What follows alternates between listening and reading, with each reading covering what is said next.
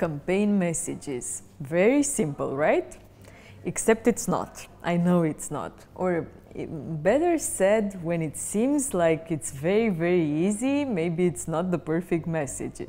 I mean, miracles do happen, but not so often, right? Before we tap more into the campaign messages and before I tell you a few things that actually represent like a checklist for me before I start a campaign and before I decide what is the perfect message for that campaign, whether it is a Google ad search campaign or a meta ad or whatever, don't forget to subscribe to the Digital Brunch YouTube channel. Simply tap subscribe here below the video, because like this, you know, you will always be up to date with simple tricks and tips and news from digital marketing. Coming back to the campaign message, I think that it's very important to understand as a digital marketer that a campaign message doesn't really need to be only creative and innovative and whatnot. Yes, it's important for a campaign message to stand out. And let me start actually by saying that what I understand by campaign message represents actually a mix of the visual and the actual tagline of the campaign. So it's both of them hand in hand, and also you have to look at them from the perspective of the context, whether we are on Instagram, whether we are on YouTube or on Pinterest or LinkedIn and so on. And you should look at this message depending on the context you're in. Coming back to the message, I think that the most important thing you should focus on is what is the unique selling point that you are trying to put forward with that campaign. And this unique selling point should be at the intersection of what you actually have to offer. So you should look at what is the main thing that your business is putting out there for the customer, what your competitors don't have, or maybe they aren't communicating that certain feature, functionality, service, product, or whatever, and what is very important for the buyer persona. So you have here an intersection between you, your competitor, and your buyer persona. I know we always start with the buyer persona because they are the most important, they are the receptor of the message, but actually I think that it's very important when you think of your message to also really focus on what you have to offer for this buyer persona and what your competitors are not offering. Here it's an important distinction between what your competitor has and what your competitor communicates. I hear this very often from entrepreneurs when they decide that maybe they shouldn't communicate a certain functionality or a certain service that they are offering their customers. They're saying that the competitors also have this service or functionality. But the key here is to look at whether they are communicating it or not, and whether your buyer persona hears or heard that your competitor is offering it or not. If they haven't heard it, it doesn't exist, and maybe you're the first that puts this message forward, you're the first that your buyer persona hears of, and then you win the competition here. Next, you should look at the message from the buyer persona profile's point of view. And here we use in the agency a buyer persona filter.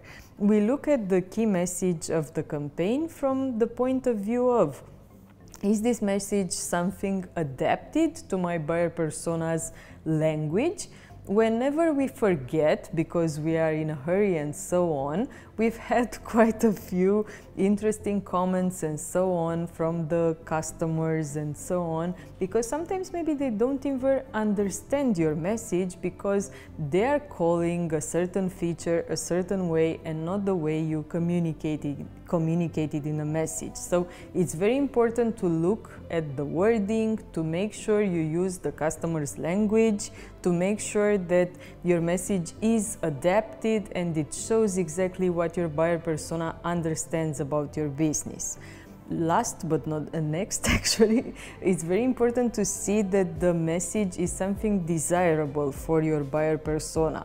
It's something that they need because, okay, maybe I'm offering a small enhancement of my product or service, but if the buyer persona doesn't care about that, it's equal to zero actually.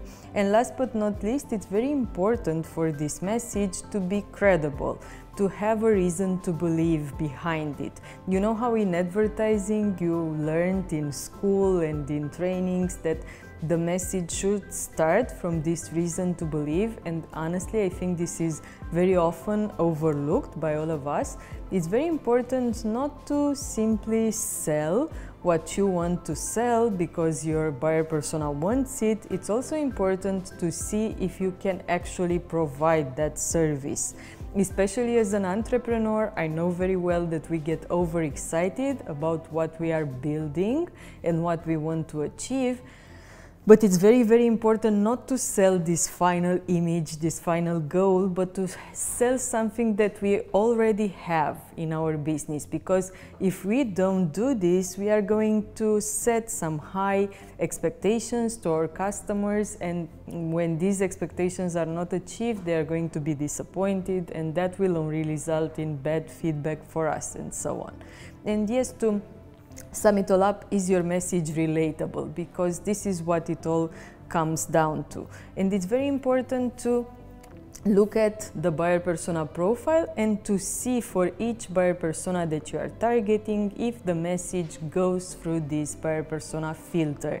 If you don't really know how to build your buyer persona profile, we have a Digital Brunch episode dedicated to this, and I really think it could prove useful for you. And last but not least, when we think about this message, it's very important to always remember in what stage of the relationship we are between the buyer persona and the brand, and what is the actual purpose of our message. Because maybe sometimes the purpose of our ad is to draw attention, to stand out in a very crowded digital environment. Sometimes it is to convince a user whose attention we already have of something, and of course our language and message should be different. And sometimes we just want to stand out and to make the customer look at us and remember our brand. This could be just 3 different use cases for your ad. So it's very important to sum it up, for your ad to speak the buyer persona's language, to actually be in line with its main purpose, and also to be somewhere at the intersection of you, your competitors, and your buyer persona. And this is how you're going to get the best campaign message. And whenever you don't have inspiration for your creative, or your creative team is out of inspiration or simply on holiday, whenever you have this situation, it's important to look at ad libraries and to also see how others are communicating. For example, I get a lot of inspiration from brands from different industries, looking at exactly what they are communicating and so on. And the valuable resource here for me is Moat, which is like an ad library for all the players that are really big in digital. And here you can find creatives and key messages that had a lot of exposure in the past, and I find it pretty inspiring.